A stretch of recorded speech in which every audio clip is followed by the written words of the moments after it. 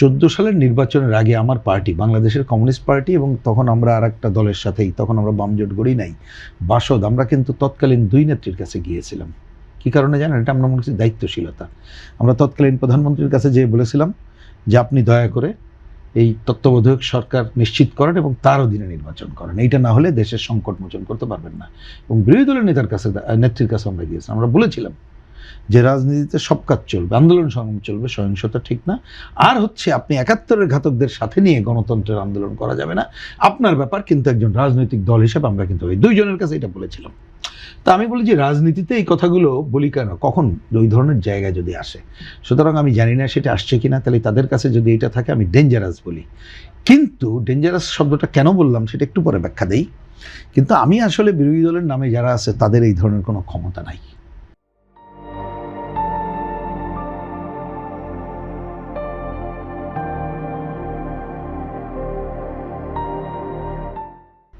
আমি পরিষ্কার করে বলি যে অনেক কিছু যদি, ওই যে কিন্তু যেটা রেখেছিলাম ওইটা বলি, যদি গুপ্তভাবে বিশেষ কোনো ডিজাইন বাস্তবায়নের জন্য বিশেষ কোনো ক্রীড়ানকের ভূমিকা না থাকে, বিরোধী দলের নামে যারা আছে এদেরকে আমরা ভালো করে চিনি।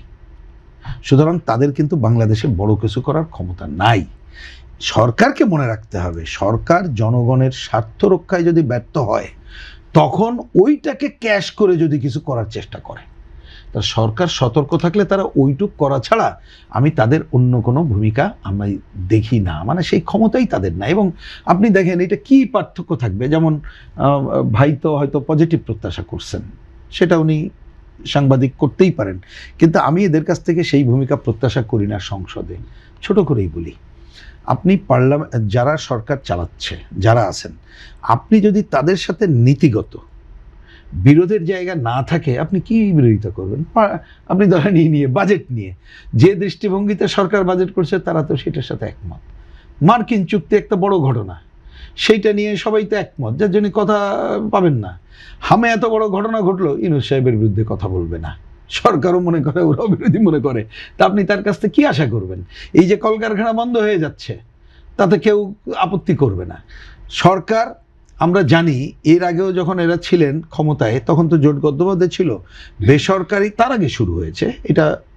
প্রথমে যদি বলেন ওই বঙ্গবন্ধুর সময়ও কিছুটা শুরু হয়েছে, এরশাদ আহমদের ব্যাপক রূপ লাভ করেছে, পরে বিএনপি সরকার করেছে, তারপরে বিএনপি জামাত সরকারও করেছে। এর ফলাফল তো আমরা ভালো দেখিনি। ভালো থাকলে আমাদের কাছে বলে করুক, সেই কাজও তারা কিন্তু বিরোধিতা করতে পারবে না। কেন? নীতিগত কারণ, কোশ্চেনে কিন্তু একমত তারা। সুতরাং এইখানে তারা মুখে যত কথা বলুক, উনি যেটা অ্যাড্রেস করেছেন খুবই কারেক্টলি বলেছেন, শেষ বেলায় নিজের স্বার্থের কথাটা আসবে। এবং আমরা ইতিমধ্যে, উনি খুবই, আমি বিবেচনা করে বলি যে ভালোই বলেছেন, যথার্থ বলেছেন। অনেক কাজ, যেমন ধরেন থোক বরাদ্দ, অনেক টাকা তো তারা নিয়ে গেছে। আপনি তো ওপেন, এগুলো তো গোপন না, তা বলেন এই থোক বরাদ্দ কীভাবে হবে? আমরা জানি এলাকায় এলাকায় এগুলো কিন্তু আলটিমেটলি রাজনীতির স্বার্থেই শেষ বেলায় দেখবেন ব্যবহার হবে। আর তারা যে কথাটা প্রথমে বললো, হ্যাঁ সংসদে তো প্রথমেই আমি বলবো যে অনেকগুলো পজিটিভ কাজ তো এই সরকারও শুরু করেছিল, সেটা নিয়ে কোনো দ্বিধাদ্বন্দ্ব নাই। যেমন ধরেন গাড়ি নেব না, শুল্কমুক্ত গাড়ি নেব না, প্লট নেব না, কিন্তু গাড়ির কথা তো চলে আসলো, উপজেলায় তাদের বসার জায়গাটা চলে আসলো, তার মানে এটাকে ক্ষতিগ্রস্ত করবে। এই কাজগুলো তো হলো। আপনি ওয়াশিং মেশিন চাওয়া শুরু হয়ে গেল, তার মানে আলটিমেটলি নিজের স্বার্থের বাইরে কিন্তু থাকে না। এবং আমরা তো দেখি দু একজন দেখা টাকা হলে, কারণ আমাদের প্রধানমন্ত্রী অনেক কথার মধ্যে কিন্তু আপনি খেয়াল করবেন, নিজে যে একটা সাদাসিধা জীবনযাপন করছে, এখন শুনি অনেকের জীবনযাপনের ব্যাপারে একটু কিন্তু খোঁজখবর রাখতেছে। এমনকি সরকারি যে গাড়ি দিয়েছে তার ব্যবহার সম্পর্কে আমরা শুনি খোঁজখবর রাখে, এতে অনেকের মন খারাপ। তারাই তো অনেক সময় আমাদের সাথে দেখা টাকা হলো, আর ভাই বলেন এই কয় টাকা কি চলে, এই কয়েকটাকে কি চলে? তো এই কথা বলার মানে কি বোঝেন? এই কথাটা বলেই কিন্তু তারা নতুন একটা প্লট তৈরি করতে চায়। এবং খবর আমাদের কাছেও তো আসছে এখন, যে ব্যবসা বাণিজ্য নানাভাবে দেখা গেল, ধরেন আপনি একটা চল আছে, মানে চলতি পজিশন আছে, তা আপনি সেইটাকে যদি ব্রেকআপ করে দেন তাহলে তো নতুন সংকট হবে। আপনি নতুন করে করতে গেলে একটা টাইম অ্যান্ড স্পেস দিয়ে তো করতে হবে।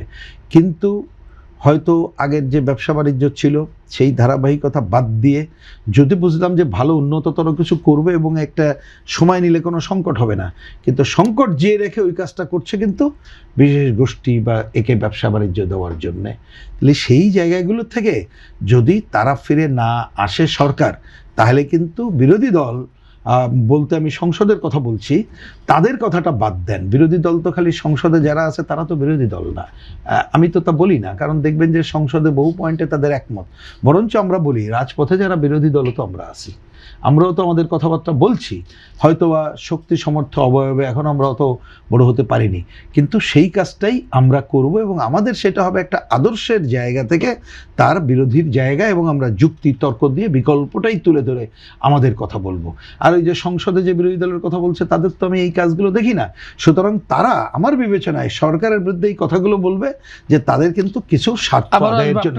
30 সেকেন্ড এটা শেষ করি, একটা কথা খালি বলে নেই যে মনে রেখেন অন্তর্বর্তীকালীন সরকারের সময় তারা তো রাজত্ব করেছে, এখন সেই রাজত্ব যখন হারায় গেছে তখন তাদের কতগুলো অ্যাবনর্মাল ভূমিকাই আপনারা দেখতে পাবেন আরো বেশ কিছুদিন ধরে।